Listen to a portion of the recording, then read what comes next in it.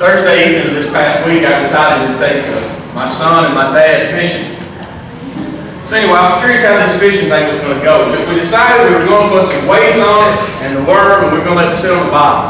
And that is not the cast out, reeling in, cast out, reeling in kind of fishing. That's to sit and wait and whistle, twiddle your thumbs. We cast all the poles out there. I got him a little one about that long. We've got to cast it out there. For the first 5 or 10 minutes, he's just sitting there, and he's like the perfect little thing, you know, and I'm like, man, this is going to go really well. He's really good. And he said, when are we going home? And I knew that was the beginning of the end of fishing. I said, well, you see that sun? I said, when the sun gets behind the trees, we'll go home. About every 30 seconds, look, Dad, the sun's going down. Look. It went from that till he wouldn't stay on his seat, till he was building sandcastles and wiping dirt all over his face and putting it in his shoes and pants. To every time I would cast his pole back out there before the worm would even get to the bottom of the river, he'd already reel it back in. I'd say, honey, you gotta wait. The fish can't find it if you reel it in so fast. You gotta leave it. You know, I don't want to leave it. You know, just mad. About the time the sun got ready to get behind the trees, you know, about the time the fish is supposed to start biting, he discovers that since there are all these trees on the other side of the river, that if he hollers, it echoes. So, in one of his little fits, when he was, you know, growling, wanting to leave, he noticed, he went, come back to him, and he kind of laughed, you know, he thought that was funny. So then it's, hey, you, and he's just dying laughing, and then he finally looks at me, your turn, Daddy, it's your turn. So then I went, hey, okay, Pa, your turn.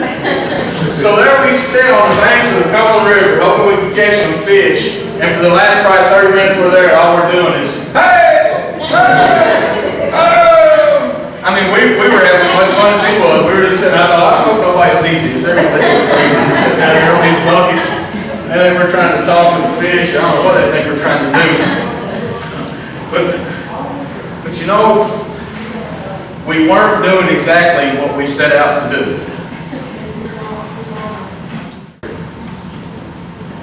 Verse 18. As Jesus was walking beside the Sea of Galilee, he saw 2 brothers, Simon called Peter and his brother Andrew. They were casting a net into the lake, for they were fishermen. Did you realize in the Bible when Jesus approached those 2 brothers on the beach that day, when he said, come follow me, that at the exact same time he also said, come and I will make you fishers of men. We like to kind of separate those 2 things. We like to say, yeah, I'm a Christian, I'm still working on this other part about talking to other people about the Lord, but I'm a Christian. When in reality, when Jesus called us to come serve him, he did not separate the 2. Followers fish. That's what followers of Jesus do. Verse 19. Come, follow me, Jesus said, and I will make you fishers of men. At once, they left their nets and followed him. How many people in your life that you know right now does not know who God is and you have never had a conversation with them about the Lord? That we know if their world was over tomorrow, we know where they spend the rest of their eternity. And we go every day and we talk to them every day and we never say a word about God. And the only thing we can come up with is we're nervous about it.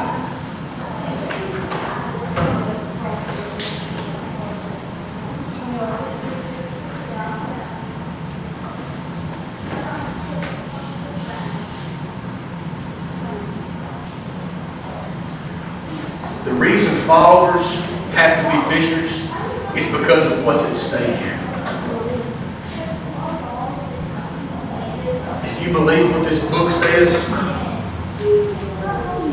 if you believe this, if you believe that people that don't have faith in Jesus Christ and haven't decided to live their life for him and ask to be forgiven for all the sin in their life, if you believe that, then you also have to know how many people you see every day that you never say a word to about God. And you have to know what's at stake here. You have to know what's on the line for them if you don't. And as you look around you, Jesus is not here anymore. His Spirit is here, but He is gone. Jesus ain't walking through that door unless He wants to come back. I guess He could right now. But as far as every day of our lives, He's not walking through that door. But you know who is? You. It's us. And it's us. And if we don't tell them, if we don't show them, if we don't share this, who's going? Nobody. So what I'm saying is, if you're a follower of Christ, you have to be a fisher. There is no denying it. There is no separating the two. You can't have one without the other. You don't get saved till maybe one day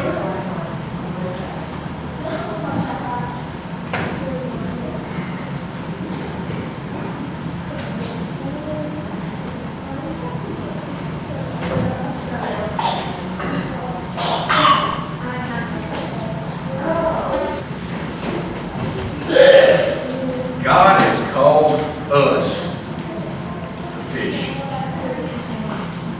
And a very simple question I want to ask you this morning. Are you doing that?